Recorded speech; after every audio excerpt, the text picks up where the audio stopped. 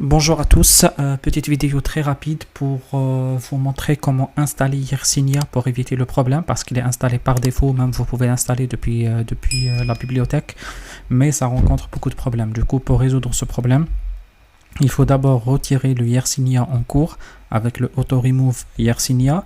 Après, une fois le auto-remove Yersinia fonctionne, il faut penser également à purge le Yersinia. Du coup, avec ici, purge, l'option purge. Et puis, une fois terminé, normalement tout a l'air OK, on va procéder après aux récupérations de package depuis le GitHub et puis l'installation manuelle directement. Du coup, ce qu'on peut faire là-dessus, on peut faire un petit git clone et puis on choisit exactement, je ne sais pas si c'est le bon chemin ou pas, le github.com tomac yersinia /opt yersinia. Ouais, j'ai l'impression que ça a l'air bon. Le chemin de destination déjà existe, déjà n'est pas un répertoire vide. Pourquoi? J'ai l'impression de l'avoir supprimé, si je me rappelle. ls opt, ls opt, si, il y a Yersinia. Du coup, ce que je peux dire, je peux enlever le Yersinia. Du coup, ce que je peux dire, je pense l'avoir fait déjà. Je comprends pas pourquoi il me fait ça. Je pense l'avoir fait. Du coup, je recheck à nouveau. Si, du coup, ce que je vais faire, je vais aller dans opt, cd opt, comme ça. Et puis, je vais dire rmdir Yersinia. Normalement, Yersinia. Ok, il me dit le dossier n'est pas vide. Je sais que le dossier n'est pas vide, mais je comprends pas pourquoi il veut pas me l'enlever. Parce que si je fais ignore ici, ignore fail en non empty, normalement il doit le retirer. Ça, je le comprends toujours pas. Il le trouve toujours. Du coup, si je fais rmdir -help, qu'est-ce qu'il me dit ici? Il me dit parons le répertoire et séparons. Du coup, je vais faire avec un petit -p. Ça sera peut-être plus pratique avec un petit -p. Alors, comme ça, avec un petit -p. Ok, il insiste vraiment, c'est un peu embêtant, c'est un peu très chiant, mais bon, c'est pas grave. On va y arriver. Ça, c'est les commandes de Linux de base que dans le temps, on oublie un tout petit peu. Désolé.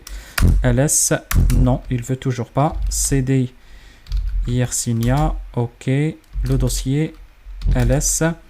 Le dossier, il a l'air vide. Du coup, ce que je vais faire, je vais vider le contenu de tout ce dossier-là. Ce que je vais faire pour cela, je vais, ou sinon, non, attendez, je vais peut-être faire autrement. Je vais y aller encore à ce que je vais faire le rm et non pas rmdir. rm avec rf, et comme ça, je pense que ça sera beaucoup mieux avec ça. opt Yersinia, et c'est bon, j'ai l'impression, non, il me dit que c'est toujours pas possible. Tac, tac, tac, tac. Je ne sais pas, vraiment je ne sais pas. Là, ah oui, pardon, je sais pourquoi. C'est bête ça, c'est vraiment bête. Ok, je vais essayer avec ça. J'insère la commande rm, pardon, -rf, et là, cette fois-ci, je vais dire opt Yersinia.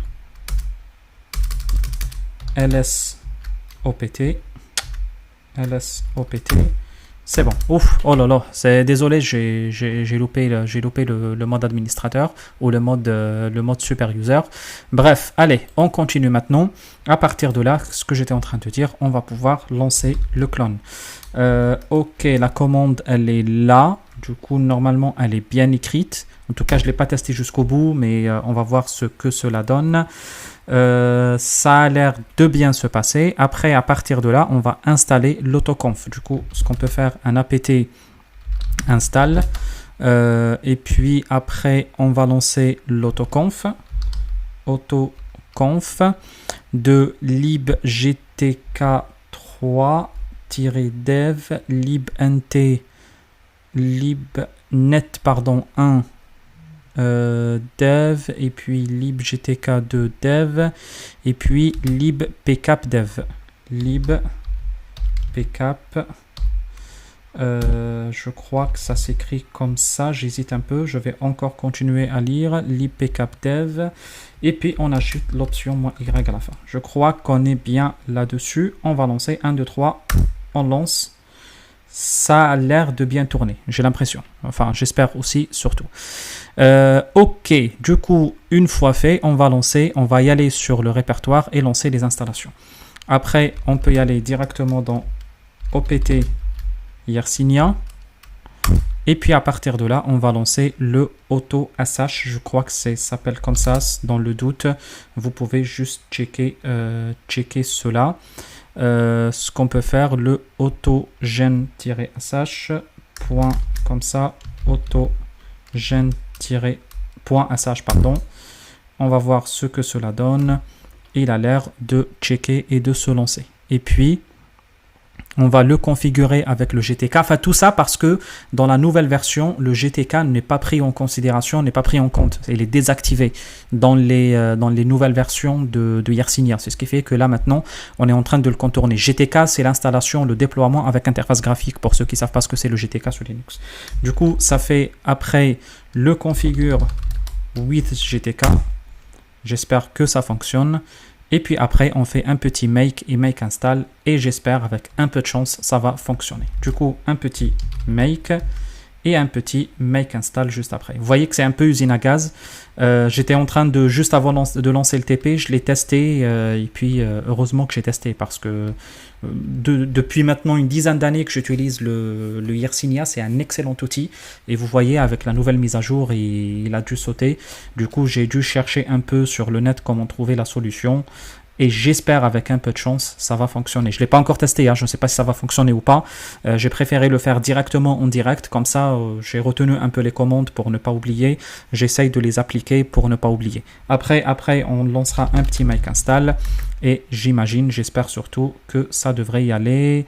Tac, je ne sais pas ce qu'il dit, je suis en train de lire. Allez, on va lancer le Yersinia avec -G et à partir de maintenant, j'espère que ça va tourner.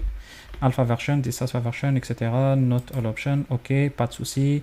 Default interface, pas de souci. Yes, très bien, c'est vraiment super. Le Yersinia a été lancé. Allez, je ne vais pas lancer une nouvelle vidéo, je vais continuer alors dans ce cas-là directement. J'ai fait juste 7 minutes, ça va. À partir de maintenant, on va lancer directement la partie qui traite le sujet lié au DHCP. J'étais en train de lancer et de tester le fonctionnement des cartes réseau, etc. Je vous assure, je vous avoue, j'étais très embêté sur l'utilisation de GNS3 avec la VirtualBox. C'est parce que les cartes réseau sont limitées, c'est parce que également ça permettait pas la détection des VMnet. Et puis ce qui m'a embêté encore le plus, c'est que historiquement je savais que ça posait problème. Je voulais le tester avant de faire la vidéo, histoire de ne pas perdre plus de temps, ne pas vous faire perdre plus de temps. Alors ce que j'ai fait là-dessus, j'ai configuré un petit serveur DHCP. Ah mince, je l'ai supprimé, j'étais bête, j'aurais pu le garder. Je ne sais pas si je peux revenir en arrière ici. J'ai pas l'impression que c'est possible de revenir en arrière. Du coup, une fois supprimé, c'est supprimé. Tant pis, c'est pas grave. Mais ce qui s'est passé ici, du coup, j'étais en train de faire le petit CMD pour faire ipconfig/renew ici. Et ce qui m'a trop embêté, c'est que ça pointait toujours sur la machine virtuelle, sur le serveur DHCP de VirtualBox. Du coup, vous voyez ici, 5603. Plus ou moins, je sais pourquoi, il y a des caches à vider, etc. Mais je vous assure, ça m'a trop embêté. Là, par exemple, regardez, si vous voulez le désactiver, si vous voulez rester ici et le tester, il suffit juste d'aller dans le fichier ici, les outils, et puis vous allez dans les Network Manager. Ici, dans le Network Manager, vous voyez serveur DHCP désactivé. Vous voyez bien le réseau 56 à partir de 100. Et puis, vous voyez l'adapteur avec l'adresse IP. Je l'ai bien changé, mais bien malgré ça, il ne voulait pas le prendre en considération. Et puis, bien ici, sur la partie carte interne, je l'ai testé. Après, j'aurais pu le supprimer, recréer une nouvelle, etc. Et puis, aller vider des caches. Bref, ça m'a trop embêté. J'ai trouvé une solution magique un peu plus intéressante, c'est d'aller me débarrasser totalement de VirtualBox. En tout cas, c'est bon, vous connaissez mon avis un peu sur les outils open source, je les aime pas trop. Entre les machines Windows qui bloquent, qui rament, entre les cartes réseau qui veulent pas se débloquer, etc. Bref, toutes ces histoires-là, j'ai préféré installer directement le Kali Linux sur VMware. Du coup, si vous avez un Kali sur VMware depuis le début de la formation, tant mieux. Sinon, il n'y a pas de souci. Vous pouvez rester toujours sur le Windows 10, sur le VirtualBox, il n'y a pas de souci. Si vous rencontrez des lacunes dans ce TP, vous pouvez les bypasser un peu, je vous montre quelques astuces. Si vous n'arriverez toujours pas, j'ai envie de dire tant pis, c'est pas grave, vous installez un nouveau Kali carrément sur VMware et comme ça vous aurez un Kali sur VMware, un Kali sur VirtualBox et puis à utiliser à chaque fois l'un ou l'autre, il n'y a pas de souci. Et puis moi ce que je vais faire à tête reposée, je vais installer après le Metasploitable sur VMware, comme ça je vais migrer définitivement sur VMware. Si vous avez, je répète, le TP sur la VirtualBox et que ça marche, comme on a fait dans le tout début de la formation, que vous m'avez suivi à la lettre, il n'y a aucun problème, ça continuera toujours à marcher. C'est juste que ça m'embête un peu, c'est un petit coup de gueule, ça m'a trop embêté, du coup j'ai basculé directement. Après, ce qu'on va aborder dans ce chapitre, on va parler de protocole DHCP. Je pense que tout le monde sait comment fonctionne le DHCP, même si peut-être une petite révision s'impose.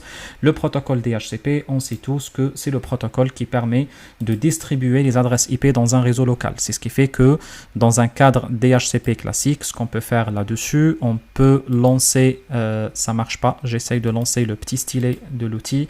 Il n'y a rien qui fonctionne aujourd'hui, c'est pas grave, je suis à la rigueur un tout petit peu énervé des problèmes parce que ça m'a pris tout mon dimanche à essayer de résoudre ces petits soucis. C'est pas grave, on continue.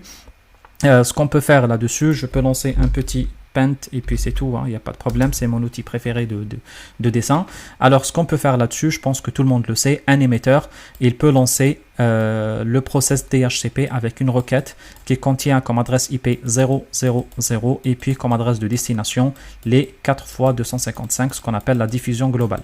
Du coup, à partir de là, l'utilisateur, l'émetteur, on va dire, il va lancer une requête qui s'appelle DHCP Discover. DHCP Discover. Ok, discover de l'émetteur vers tout le monde en quelque sorte. Le serveur DHCP qui se trouve quelque part ici sur le réseau, qu'est-ce qu'il va faire? Il va lui répondre en monodiffusion par une requête qui s'appelle DHCP offer. Et à partir de là, le serveur va lui proposer une adresse, par exemple la 192, la 168, la 1, 1 par exemple. Pendant ce temps-là, cette adresse-là, elle est déjà bloquée, ok? Le serveur DHCP ne peut pas la proposer à quelqu'un d'autre. Et puis celui qui gagne, tant mieux pour lui. Non, elle est déjà bloquée. Le serveur ici, l'émetteur qui n'a toujours pas l'adresse, il va donner une offre, une request. C'est pour ça qu'on appelle ça la requête request. Et puis, pour demander l'adresse officiellement, ce qu'on appelle le bail, demander la location de l'adresse. C'est ce qui fait que l'émetteur continue toujours à utiliser ça, le 0. Je vais réécrire ça ici, je vais copier juste ça ici, et puis il continue toujours à utiliser 000 avec une destination 4 fois 255. À partir de là, le serveur va répondre par un petit reply pour dire ok, je valide, c'est bon, définitivement, je valide l'obtention de l'adresse que tu as demandé. À partir de là, l'adresse 11 sera définitivement utilisée. Ça, c'est le process DHCP classique que j'imagine, je pense et j'espère que tout le monde connaît et tout le monde sait comment l'utiliser. Même si vous voulez qu'on fasse un petit test dans la vie réelle, enfin, on a fait plusieurs fois dans les cours réseau avec un DHCP, DHCP packet tracer. Dans la vie réelle, c'est aussi très facile. On peut installer un petit serveur DHCP ici sur un routeur Cisco 7200 par exemple, le démarrer et puis le relier carrément à une machine type cloud ici, et puis à partir de là, ce que je vais faire, ça va arriver, un petit configure ici, show, on ajoute tout, etc. Et puis, moi, j'ai choisi une carte réseau qui s'appelle VMnet 3. Du coup, je vais faire ça ici. Et puis, la carte réseau ici qui s'appelle VMnet 3 que je vais associer à mon lab. Je me suis débarrassé de switch pour éviter les problèmes de boucle parce que je pense, vous le savez, un switch en plus de switch virtuel de VMware qui est non désactivable, pardon, ça pose souvent quelques soucis de fonctionnement. C'est ce qui fait que je préfère aller directement ici. Quand on a besoin d'un switch, je vais mettre un switch. S'il n'y a pas le besoin, on ne met pas un switch parce qu'il y a un switch virtuel derrière le cloud ici directement. Après, qu'est-ce que je peux faire là-dessus également? Une fois c'est fait, on va configurer le routeur. Je n'ai même pas eu le temps d'aller changer la taille de la console, mais je pense que vous voyez, essayez juste d'agrandir un peu la page pour la voir si vous n'arrivez pas à la voir comme il faut. Du coup, ce que je peux faire là-dessus, on va lancer la configuration de l'interface, interface giga 00, et puis à partir de là, ce qu'on peut faire, IP adresse, par exemple 192.168.1.254, il va jouer le rôle de la passerelle avec 3 fois 255.0 et un petit no shutdown pour démarrer l'interface. À partir de là, on peut configurer le serveur DHCP avec les commandes IP DHCP pool. On peut mentionner les exclus, excluded address. Par exemple, 192.168.1.1, par exemple, je vais l'exclure.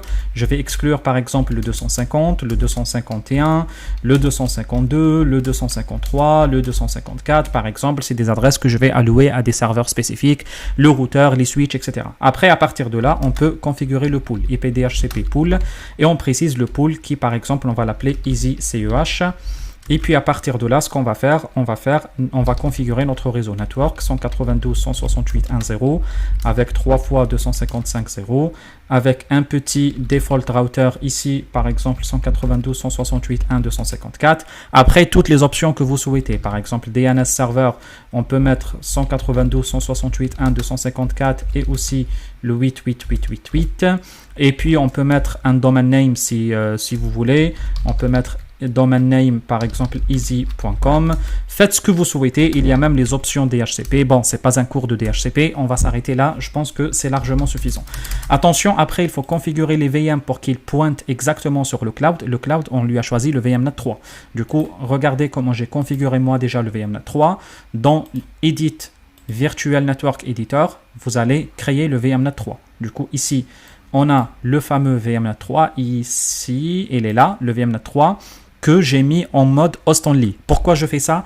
Essayez dans les TP d'attaque réseau d'éviter de vous mettre sur le réseau. Vous voyez, rappelez-vous que historiquement, j'utilisais toujours les cartes réseau. Les cartes réseau physiques, réelles. Je faisais toujours le mode bridge. Là maintenant, j'essaye d'éviter le mode bridge. Je travaille juste en mode local pour éviter, par exemple, quand on lance une attaque DHCP, attention, si vous êtes par exemple dans une école et vous êtes bridgé sur le réseau de l'école, vous allez attaquer l'école. Hein. Si vous êtes dans une entreprise et vous êtes bridgé dans le réseau d'entreprise, vous allez attaquer l'entreprise. Et pareil chez vous, vous allez vous attaquer chez vous. Ça pourra vous tomber votre box, etc., etc. Et puis, ça pourra faire des problèmes. Les outils de sécurité peuvent vous scanner. Et vous connaissez toutes les ennuis que vous pouvez avoir. Attention, s'il vous plaît, pensez à vous. Je répète, l'objectif, c'est pas de passer des années en prison, mais d'apprendre à maîtriser la sécurité, pas maîtriser les attaques. Du coup, je répète, ici, on va se mettre en host only. On connecte ça ici. OK, après, vous laissez une adresse IP ici pour la carte réseau de l'interface. Et puis, vous allez dans les VM settings. À partir de là, vous allez mettre... Ici, vous choisissez la carte réseau qui est la VMnet 3. Et c'est bon, c'est fait. Du coup, pareil sur la Kali Linux, hein, je fais exactement le même principe ici. On va faire pareil, VMnet. Ici, j'avais toujours la connexion Internet. Attention, l'installation d'Yersinia, il faut avoir une connexion parce que vous allez le télécharger depuis le GitHub. C'est ce qui fait que j'étais toujours sur le bridge. Maintenant, on peut se débarrasser d'Internet et revenir ici dans le host only VMnet 3. Et à partir de là, ce que vous pouvez faire, vous pouvez changer les paramètres de votre réseau comme vous le souhaitez. En ligne de commande, j'imagine que vous savez faire. Ou sinon, si vous ne savez pas faire et vous ne voulez pas le savoir, vous pouvez juste ici chercher les configurations avancées du réseau. Et à partir de là, vous pouvez choisir votre interface et puis choisir les paramètres IPv4, que ce soit automatique ou manuel, comme vous souhaitez le faire, faites-le comme vous voulez. Du coup, à partir de là, vous pouvez enregistrer vos adresses et puis c'est bon. Qu'est-ce qu'on peut faire également là-dessus? Vous pouvez vous enregistrer sans problème. Pareil sur la machine Windows, on va revenir encore sur la machine Windows ici. Normalement, on est bien connecté. À partir de là, on peut faire un ipconfig /release et puis après un ipconfig /renew et avec un peu de chance le serveur DHCP va bien fonctionner. Je ne sais pas si j'ai un Wireshark installé sur la machine, dommage. Un Wireshark, j'ai l'exécutable, je pense que je l'ai installé normalement. Je me rappelle plus, c'est pas grave. Sur la machine, je sais que je l'ai sur Kali, mais sur la machine Windows, je me rappelle plus. C'est pas grave, on va lancer le Wireshark ici. En tout cas, c'est intéressant de le garder. Après, le NPCap, allez, on l'installe une fois pour tout. Généralement, quand on installe ce genre d'outils, installez une fois pour tout tous les outils. Comme ça, vous ne vous cassez plus la tête, vous vous embêtez plus. On attend l'installation de notre ami Wireshark qui va se lancer dans quelques instants. Au pire des cas, je vais arrêter la vidéo s'il ne démarre pas dans 3 secondes. C'est bon, bah, il ne démarre pas, il démarre plutôt, pardon, très bien. On attend l'installation de Wireshark. Le but, ça sera qu'on check ensemble les différents types de paquets qui traînent dans les machines. Ici, ok, installe, je m'en fous un peu de NPK, c'est pas le but. J'aurais même pu ne pas installer. Comme ça, on allait gagner un peu plus de temps, mais c'est pas grave, ça prendra juste quelques secondes en plus. Et comme ça, on fait une installation assez complète si besoin d'utiliser le NPK dans le temps. Ok, on attend, ça va arriver. Ça avance, ça continue d'avancer. C'est bon, next, c'est finish pour le NPCap. Et là maintenant, le Wireshark va terminer l'installation. Ok, du coup, c'est presque terminé. C'est bon. On a même, je crois, il était même ajouté au bureau. Si j'ai bien vu, j'ai pas l'impression. Ok, c'est pas grave.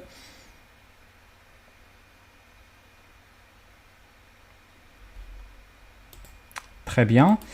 Alors, finish. Et puis, c'est bon. J'ai l'impression que maintenant, cette fois-ci, c'est bon. Wireshark, il est là. Il est là. Et puis, on va l'exécuter en tant qu'administrateur. S'il te plaît, exécuter en tant qu'administrateur. C'est bon. On lance le Wireshark et on va refaire l'exercice s'il le faut. Il n'y a pas de problème. Du coup, vous voyez, j'ai l'interface. J'imagine que c'est bien celle-ci. Et puis, ce qu'on peut faire là-dessus, on peut appeler ici le protocole DHCP. Et puis, ce que je vais faire, un petit ipconfig / release. Et puis, un petit ipconfig / renew pour voir ce que donnent les messages de protocole DHCP. Vous voyez, ils sont là, les messages. On a bien eu un message de type DHCP discover, DHCP offert. Vous voyez, celui qui a envoyé, c'est le 000 à 4 x 255. On avait le message release. Le message release, c'est pour dire au serveur DHCP, écoute, j'ai plus besoin de ton adresse, on coupe tout de suite. C'est un des types de messages de DHCP. On a eu les messages. On a eu la réponse de 254 vers le 1.2. Je vous ai dit qu'il envoie en monodiffusion. Il continue toujours à envoyer en diffusion, lui, pour faire la request. Et puis l'accusé de réception. Et puis l'utilisateur, il a bien récupéré l'adresse 1.2. Ok, je pense que ça a l'air très clair, très facile. Alors, comment on peut attaquer ça dans la vie réelle? Il y a deux façons de faire. La première façon de faire, c'est de tomber le vrai serveur DHCP de l'entreprise. Le but de faire cela, c'est pourquoi le faire cela? C'est pour rendre le serveur DHCP de l'entreprise hors service. Ça, c'est l'étape numéro 1. L'étape numéro 2, une fois le serveur DHCP de l'entreprise est devenu hors service, on va installer notre propre serveur DHCP. Oups, il ne veut pas sortir le VM. C'est bon, c'est là. Une fois notre serveur DHCP, alors je fais le test ici. Du coup, on a le serveur DHCP qui est là, DHCP, c'est bon. Et puis qui est branché sur différents PC sur le réseau. On va dessiner les PC comme ça, comme on identifie un réseau local. Après, le hacker, ce qu'il va faire, il va se mettre quelque part ici, avec sa machine ici, de hacking. On va dire le rogue DHCP, le mauvais DHCP ou le faux DHCP. Qu'est-ce qu'il va faire lui? Le but, ça sera de faire une attaque de type man in the middle. Ok? Du coup, l'objectif, c'est quoi? C'est d'installer une petite sonde ici, sa propre machine, pour récupérer la totalité du flux de trafic qui circule sur le réseau. Et puis, qu'est-ce qu'il va faire? Lui, il va lancer un nombre de demandes très important de requêtes DHCP en illimité. L'objectif sera de tomber le serveur DHCP légitime. Et dorénavant, quand les utilisateurs cherchent des adresses IP, c'est lui qui va leur fournir les adresses IP sur le réseau. Et à partir de là, l'utilisateur, il va avoir l'adresse IP. La passerelle, ça sera qui? Ça sera l'adresse IP de ce monsieur-là, qui va créer un port mirroring sur sa machine pour garder une copie.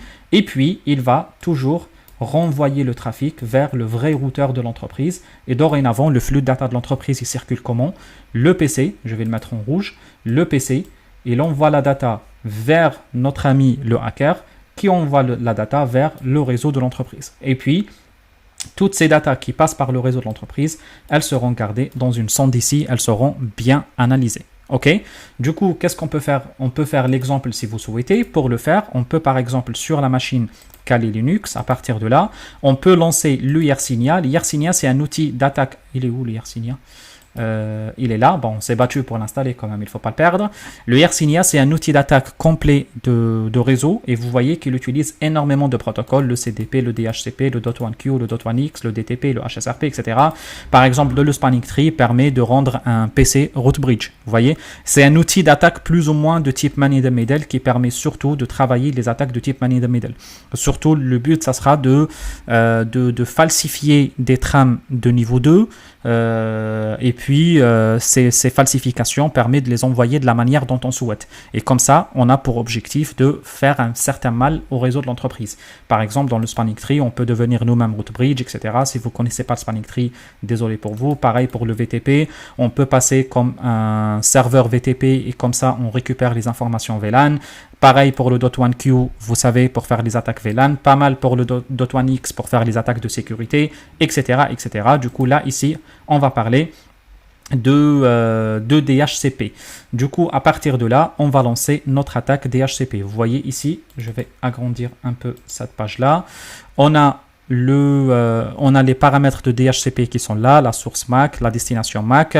La source IP, bien sûr, c'est 4x0. La destination IP, vous savez, c'est 4x255. Le port utilisé, c'est les ports 67 et 68 qui sont les ports de DHCP. Et quelques paramètres de configuration DHCP qu'on ne connaît même pas. Et j'ai envie de dire, on ne veut même pas connaître. Du coup, à partir de là, on va récupérer les informations, on va changer ces informations, et puis on va charger ces informations, et on va lancer l'attaque. Nous, qu'est-ce qu'on va faire? On va lancer des discover packets. Juste avant de faire cela, on peut checker les paramètres DHCP sur le switch, sur le routeur, pardon, show IP DHCP. Qu'est-ce qu'on peut avoir comme information binding par exemple, et à partir de là, regardez, il nous dit qu'il a distribué deux adresses, le 1.2 et le 1.36, vous voyez, et puis je pense que c'est bon, ça suffit. Ce qu'on peut faire là-dessus, on va vider cette base de serveurs DHCP.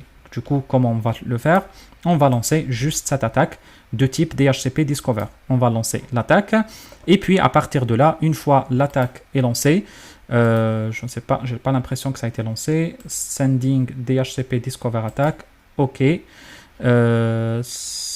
Oups, qu'est-ce qui s'est passé? On a perdu l'Yersinia. Oh non, mais s'il vous plaît. Default interface, ETH0. Ok, oui, c'est la bonne interface utilisée. Launch Attack. Non, pas le CDP, plutôt DHCP. Sending Discover. Ok. Et puis, on va voir s'il a lancé les attaques DHCP. On va voir notre routeur. Si on cherche le binding, très bien, il a lancé l'attaque. Vous voyez, la quasi-totalité des adresses sont en train de se donner vers le destinataire. Et vous voyez, à partir de maintenant, il n'y a plus aucune adresse disponible. Vous voyez, on arrive jusqu'à 249. Et rappelez-vous que 250 et 51 et 52 jusqu'à 54, c'était des adresses qui sont réservées. Du coup, il ne les donne plus. Et à partir de là, vous voyez, on n'est plus maintenant, le routeur n'est plus en mesure de donner des adresses. Alors, qu'est-ce qu'on peut faire? Allez, vous voulez qu'on aille jusqu'au bout de l'attaque? Je ne sais pas ce que vous voulez. Allez, on va y aller, pourquoi pas. On va y aller jusqu'au bout de l'attaque. Ce qu'on peut faire à partir de là, on peut par exemple configurer un DHCP ici. Sudo su, je n'ai pas configuré de DHCP depuis longtemps sur Kali. On va le faire, il n'y a pas de souci. Par contre, je ne sais pas si j'ai le DHCP serveur installé ou pas. À la rigueur, ce que je peux faire, je peux revenir ici dans les paramètres réseau à nouveau, me remettre encore en bridge. Ça va arriver comme ça, me remettre en bridge et installer le serveur DHCP d'abord. Allez, comment l'installer? Je pense que ça s'installe comme ça, apt install avec l'ISC DHCP serveur. Je crois que c'est comme ça.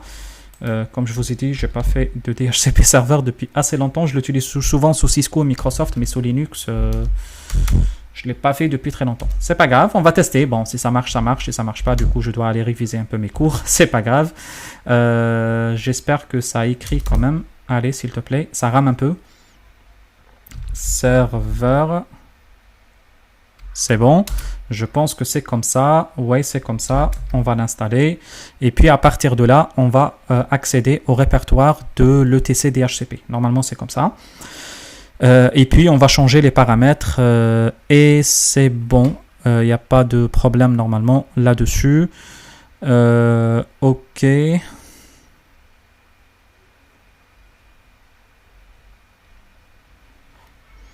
Ça, ok, très bien. Ce qu'on peut faire également, on peut par exemple avec un nano lancer le etc dhcp et puis dhcpd.conf. dhcpd.conf, c'est comme ça.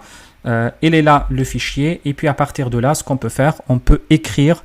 Normalement, il y a un truc de paramètres réseau qui est déjà fait par défaut. Non, option domaine name example.com, option domaine name ns1, etc. Là, il ajoute les DHCP. Tac. J'ai pas l'impression qu'il y en a. Ah, si, et le fichier est toujours là.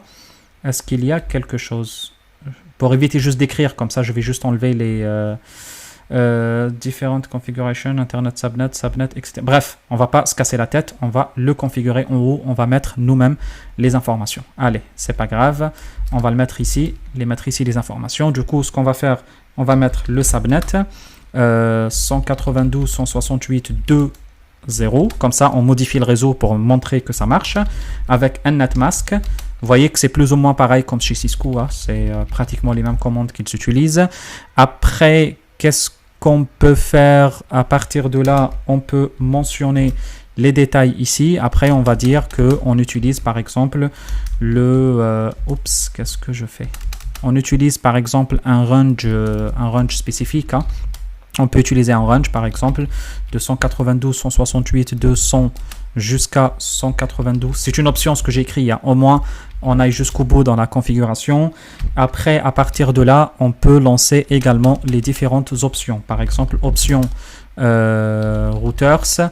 Et on va mettre l'adresse IP de notre machine Kali comme 192.168.2.27 comme l'adresse IP de notre Kali. Rappelez-vous que le Kali c'était toujours 1.27. Je vais mettre 2.27 juste pour l'exemple et puis le changer après l'exercice. Après, on peut mettre parmi les options les broadcast adresses. Option broadcast adresse. Je crois que ça s'écrit comme ça, 192.168.2.255 pour préciser l'adresse de broadcast. Et puis, on peut préciser des options supplémentaires comme le lease time, la durée de bail. Lease time, on peut le préciser par exemple à 600 si vous voulez. Et puis, on peut préciser également le max lease time à 7200. C'est les paramètres un peu recommandé par Linux, hein. C'est tout, par les experts système plutôt. List time, s'il te plaît, list time, on peut mettre ici un petit 7200. Je pense qu'on a fait le tour de toute la configuration et de tout ce qui nous intéresse principalement. Je dois fermer la collade, c'est comme ça, c'est bon. Je suis en train de voir est-ce que j'ai mis le routeur. Je l'ai mis, c'est bon. Après, vous avez les domain name ici, option domain name. On peut faire par exemple ici easy.com comme on a fait, ou easyhacked, on est hacké.com. Après, le but c'est pas de changer ça, hein, rappelez-vous, hein. Le but c'est de faire en sorte que l'utilisateur ne se rende pas compte. Le domain name, on va les laisser, il n'y a pas de souci. Le but, c'est pas d'attaquer de domain name. Default list time, c'est déjà là. Vous voyez, j'ai même pas vu. Le max, c'est déjà là, 7200. Bon, c'est déjà là, il n'y a pas de souci. On peut les laisser, on peut les commenter, il n'y a pas de problème. Je pense pas que ça pose problème si on les laisse comme ça, sans les toucher. Je pense que ce qu'on a fait, c'est déjà pas mal. Il a l'air pas mal. Je n'ai pas l'impression que je me suis trompé sur quelque chose. On va faire un CTRL-O. Confirmer, un CTRL X, on sort de là et puis à partir de là on doit lancer le serveur DHCP. Du coup pas besoin de faire un sudo, c'est un système CTL. On va faire un petit enable de notre ISC DHCP serveur. On va le lancer, il l'exécute. Est-ce que ça va s'exécuter? Ça a l'air de bien s'exécuter. Et puis à partir de là, on peut le démarrer. Attention, enable, c'est pas démarrer, c'est l'activer. Ce qui va le démarrer, c'est le start. Start, ISC DHCP server. On peut checker, oula, job ISC server failed because the control process excited with error code. See CSMCTL status and journal CTL for details. Ok, enfin après on a dû faire une erreur de frappe quelque part, hein. Il n'y a pas de souci. System CTL status, qu'est-ce qu'il nous dit ici? Alors, qu'est-ce qu'il nous dit ici? Before, etc. Hop. Failed. If you think you have received the message due to bug. Ok. Alors, on va checker le service. Point service. Pareil, il n'y a pas de souci. On va encore revenir ouvrir le etc DHCP DHCPD conf. On va voir les problèmes qui peuvent nous embêter. Je pense que est-ce qu'il y a des soucis spécifiques? On peut le configurer autrement. Allez, ce que je vais faire, je vais enlever ces parties-là, ça et ça. Est-ce qu'il y a une configuration par défaut en bas que je vais utiliser peut-être pour éviter de faire des erreurs? Non, il n'y a pas, mais j'ai l'impression que tout va bien. Vous voyez, subnet ici, c'est comme j'ai fait. Netmask, c'est comme j'ai fait. Le range, on a pris un range. Option, et puis c'est bon. Moi, je pense que qu'on est bien. Hein. Après, sauf si j'ai mal écrit quelque chose, on va voir ça tout de suite. Alors, qu'est-ce qu'on a vu là-dessus? Qu'est-ce qu'on a vu? Tac, tac, tac.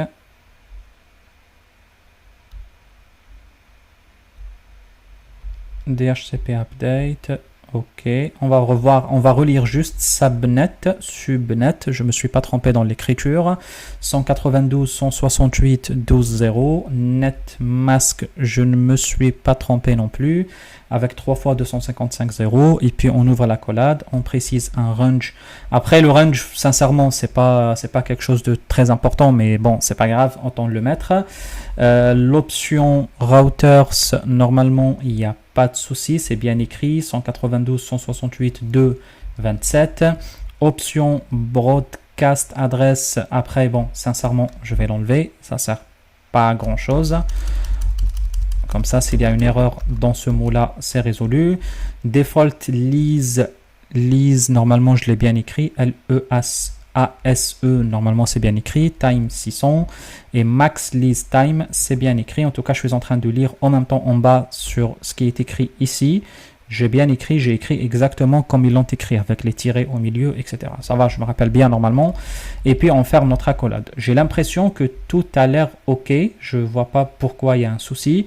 Subnet, il est bien fait. Normalement, il n'y a pas de souci. Vraiment, il n'y a pas de souci. Allez, CTRL-O, CTRL-X.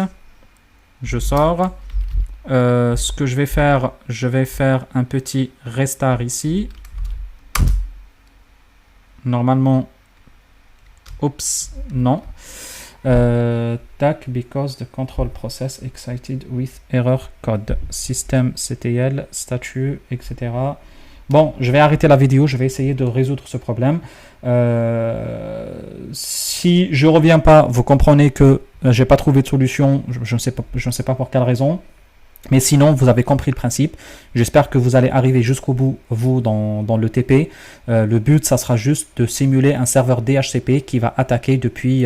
N'oubliez pas après de changer la machine, hein, de changer le réseau et de le mettre sur le bon réseau. Et puis, vous allez voir que le PC va récupérer l'adresse IP que vous avez mis vous-même. Je vais m'arrêter là. En tout cas, s'il y a un problème, si j'arrive à trouver la solution, je vais vous la montrer dans cette vidéo ou même la prochaine. Sinon, si j'arrive pas à trouver ou que j'ai pas le temps, parce que surtout que j'ai pas le temps, c'est ça ce qui m'embête un peu, je vous dis à la prochaine vidéo. Salut à tous. Allez, juste dernière remarque, j'ai tout fait, j'ai tout regardé, normalement il n'y a aucun souci sur la machine, hein. J'ai même vu sur internet, etc. Ce qu'il recommande, c'est de réinstaller le service Kali, le service DHCP, pardon, et puis purger, supprimer tous les ports et tout. Je vais pas m'embêter à le faire parce que j'ai vraiment pas le temps, mais je souhaite vraiment que vous le fassiez si vous pouvez. Ce que vous pouvez faire exactement, vous pouvez ajouter un autre routeur ici qui jouera aussi le rôle d'un serveur DHCP. Et puis à partir de là, vous changez les plages d'adresse que vous donnez et vous allez voir que c'est ce serveur-là dorénavant qui donnera l'adresse IP à la machine Windows. C'est juste pour voir l'exemple. Après, Comme je vous ai dit, ce n'est pas l'exemple de siècle. Vous avez compris qu'il faut juste créer un DHCP et faire la simulation. Le plus important, c'était de voir comment on peut tomber un serveur DHCP d'une entreprise avec un outil comme Yersinia. En même temps, pendant que l'attaque était en train de se dérouler, on aurait pu voir ici, en regardant très rapidement ici, par contre, ça a fonctionné. J'ai fait un truc qui a fonctionné également et vous pouvez le faire. Je vais vous le montrer tout de suite. Vous pouvez créer avec Yersinia un rogue DHCP et c'est ce que j'ai fait exactement ici. Créer un rogue DHCP serveur, il va vous demander les informations. Vous pouvez mettre toutes les informations qu'il y en a et puis vous lancez votre attaque. Normalement, avec un peu de chance, ça fonctionne. Je ne sais pas si c'est celui-ci qui a fonctionné ou pas parce que je l'ai lancé mais j'ai pas suivi. Ou bien peut-être dans le DHCP, on avait quelque part une adresse qui traînait en plus, qui n'était pas prise, qu'il a donnée. Bref, peu importe la raison, comme je vous ai dit, c'est pas vraiment le sujet. Mais ce qu'on peut voir ici également, le nombre excessif et très important de requêtes Discover qui étaient envoyées. Ça, c'est l'exemple que je voulais également vous montrer qui cherchera principalement à tomber complètement le serveur. Allez, cette fois, c'est sérieux. Je vais vous dire à la prochaine et on va voir encore d'autres types d'attaques sur les réseaux. Allez, salut à tous, au revoir.